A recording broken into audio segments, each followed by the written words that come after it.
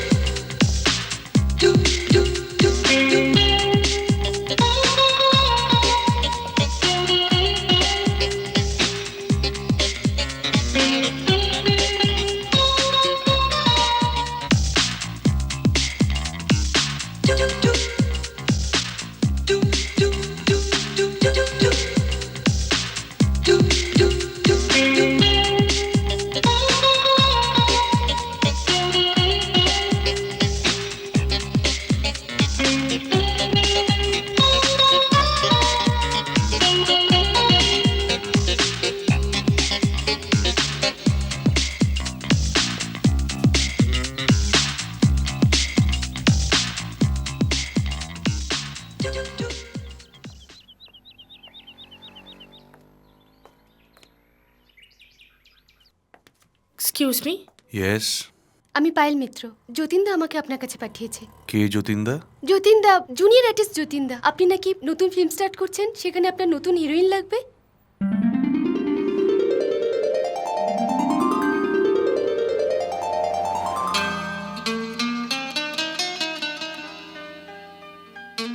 O I see, আপনি heroine হতে এসেছেন। হ্যাঁ স্যার।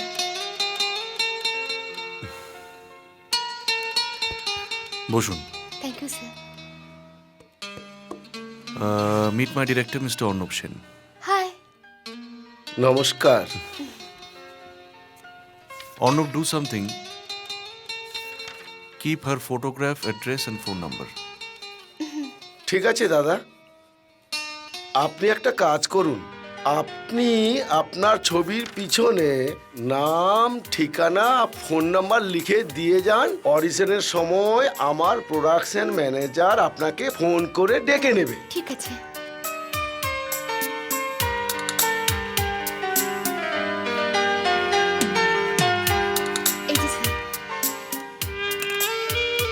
অনেক ধন্যবাদ। অর্ণব, দাদা। আমি এখন বেরোচ্ছি, বুঝলে? আচ্ছা দাদা। সবাই এসে গেলে তুমি স্ক্রিপ্ট রিডিংটা শুরু করে দিও। ঠিক আছে দাদা। স্যার আসি তাহলে আমি। Thank you. হ্যাঁ। Thank you sir.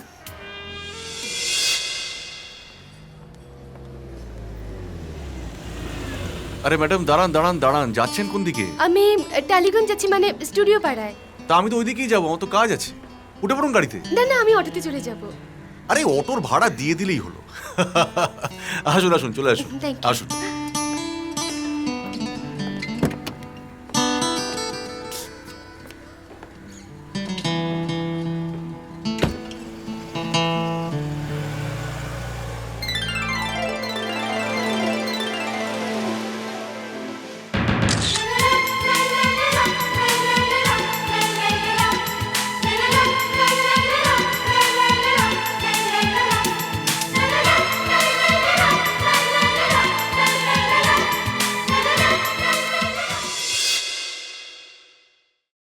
হ্যাঁ বিশু, বিশু দে না তোর মোবাইল ফোনটা দে না। কি হবে? আরে বাবা, চাকরি পেয়েছি, পায়েলকে খবরটা দিতে হবে না? এই নাও। Thank you. দাঁড়া দাঁড়া।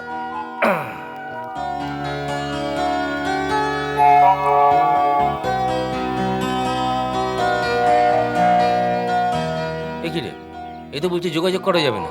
ল্যান্ডলাইনে করো। ঠিক বলেছিস। হ্যালো, পায়েল, আমি চাকরি পেয়ে গেছি, পুলিশের চাকরি, আজই জয়েন করলাম। আমি পায়েল নই, পায়েলের মা। ও, আর কোনোদিনও এখানে ফোন করবে না, কারণ পায়েলের বিয়ে হয়ে গেছে, সে হানিমুনে গেছে। আর কার সাথে বিয়ে হয়েছে জানো? সে সমাজের একজন প্রতিষ্ঠিত মানুষ, বাংলা ছবির প্রযোজক। আশা করি আর কোনোদিনও ফোন করে এখানে বিরক্ত করো না, বুঝেছো? কি ব্যাপার, খুশির কারণটা জানতে পারি কি? আজকে ইন্টারভিউটা না দারুণ হয়েছে, মনে হচ্ছে চাকরিটা হয়ে যাবে। জানো অভি, তুমি যেদিন চাকরিটা পাবে না, এই পৃথিবীতে সব থেকে খুশি হব আমি। তুমি যেদিন চাকরিটা পাবে না, এই পৃথিবীতে সব থেকে খুশি হব আমি। কি হলো অভিদা?